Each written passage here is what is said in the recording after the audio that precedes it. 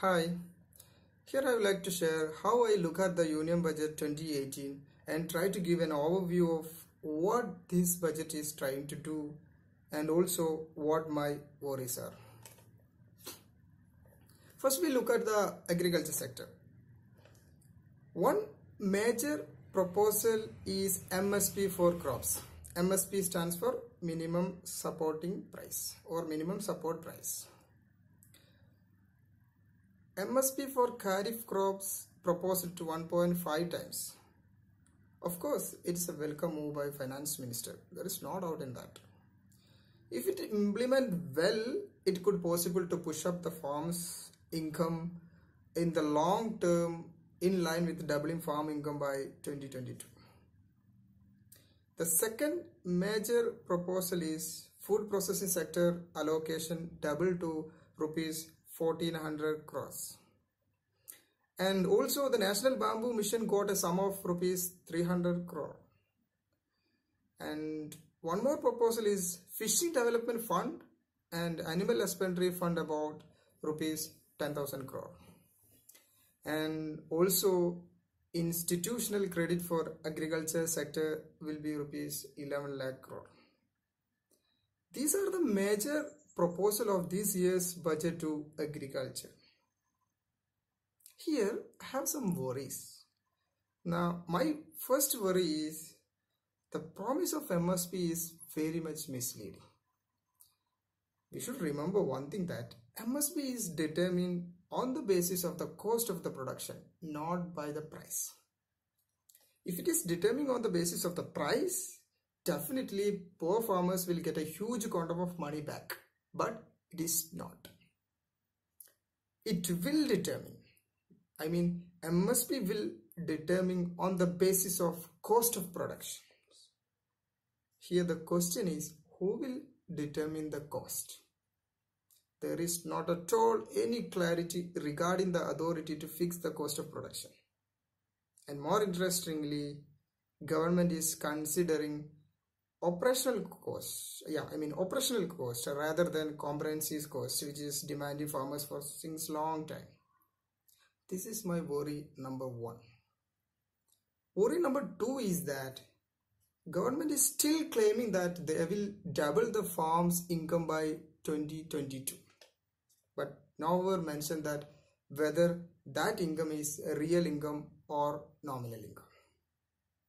And also no reference is made to the impact of climate change on farmland as mentioned in the economic survey. Economic survey already mentioned about 25% of the deduction in the crop due to climate change.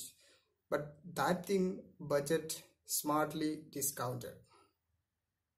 So overall agriculture sector is concerned, the intention is of course good.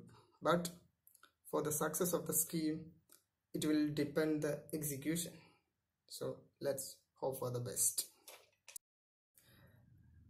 Now we will move on to the health sector. How this budget take care of India's health? The allocation to healthcare sector in this budget has risen by a meager 2%.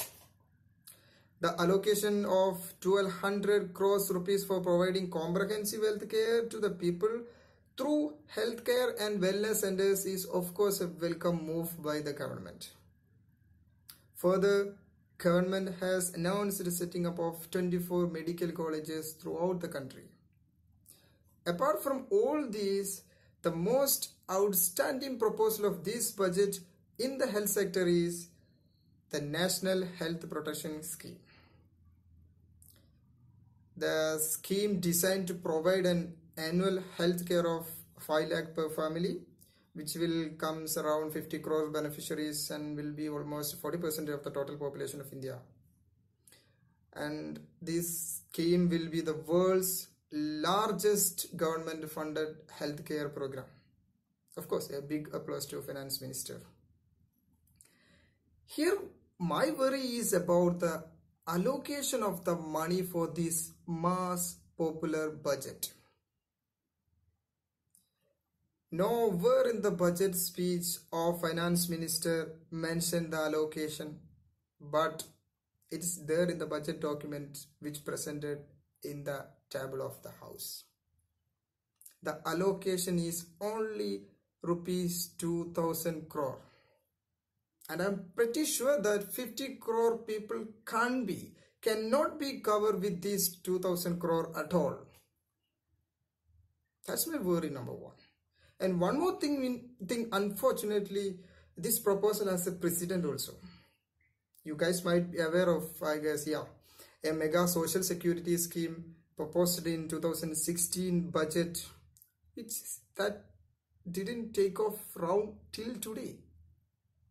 So in reality, health sector is concerned, it's, I guess, a kind of mere popular move, what to say, in order to wow the people of for the upcoming election. Fundamentally, India needs more investment for strengthening the healthcare system. So these are the bold initiatives in the budget. Now, all eyes are targeting how they are gonna to execute this. That's all about health sector. Now look at the corporate tax. The proposal number 1, tax cut to 25% for companies with turnover up to 250 crore rupees. In the last budget, Finance Minister cut the corporate tax from 30% to 25% up to 50 crore turnover. This is a very good move, and a welcome move also, which will reduce the tax burden of the corporate companies who are paying a lot of amount of tax.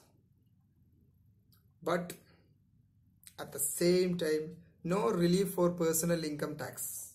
Their slabs remains the same as it is in the last year. And also no relief in MAT and no cut in dividend distribution rate also. And here we'll have to look at standard deduction for the salaried group. The budget mentions standard deduction for the salaried group. There is a tricky game here. The standard deduction of 40,000 rupees for the salaried class has been introduced in the budget. Normally, we may think that it will help the salaried group, but it is not. Here is the game. Actually, this amount comes with discontinuance of transport allowance, which is almost 90,200 rupees, and medical reimbursement of 15,000 rupees per year. So the net saving will be almost 5,800, right? Because 40,000 minus 34,200, it will be 5,800 only. So we'll be getting only 5,800. And in this 5,800 again, there will be deduction of cess. This budget already introduced a cess of 4% in education. So at the end of the day, people will not get anything. I mean, the middle class people or the salaried people are getting nothing. Hence, nothing cheerable for the salary group and middle class people. At the same time, there is some provisions for that senior most people or senior citizen in the society, in the country, I can say. Anyway, it is a move in the right direction, no doubt. But now we will move to look at the major proposal in the customs duty. There is a push in the customs duty on a wide range of commodity which intended to produce a boost in the domestic market and promote Make in India initiative of the government. Of course, it will facilitate domestic manufacturing and also prevent the flood of imported goods in the Indian economy. But here my worry is that it may cause rise of cost of production by 2%. When the cost of production increases, what will happen? Obviously, the price will rise. When the price will increases, it may add fuel to the inflation. And inflation definitely cut down the purchasing power of the people and ultimately result in depression. Here it may negatively impact in the sector. That's my view about the customs duties related in the budget. Next is fiscal deficit. Finance Minister is proposing a fiscal deficit of 3.5% of the GDP for the year 2018-19. A significant portion of this fiscal deficit reduction came from the falling of the oil prices in the global market in the last 6-7 months. This lower oil price allowed the government to make excise duties and taxes, which is a leading higher revenue for the government. This of course will solve the twin deficit problem of the economy that we already know. But now the condition is quite different. Now oil price is shooting up to the sky like anything. And also GST collection was lower than the monthly target. Because of this, it seems unlikely that the target would met. Anyway, it's a kind of a right step by the finance minister to relax the fiscal deficit. That's only I can say right now. Let's wait and see. Finally, Indian Railway.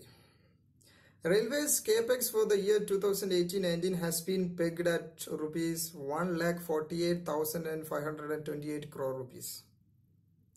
This time also there are a lot of normal cliches like free Wi-Fi, CCTV, safe journeys, smart journeys and so on. In reality, no innovative ideas are there in the railway, which is quite extremely disappointing for me. Anyway, what I can say at the end, yeah, it's of course impossible to make everyone happy. As far as finance minister is concerned, this might be his maximum, which everyone expected and everyone knows that.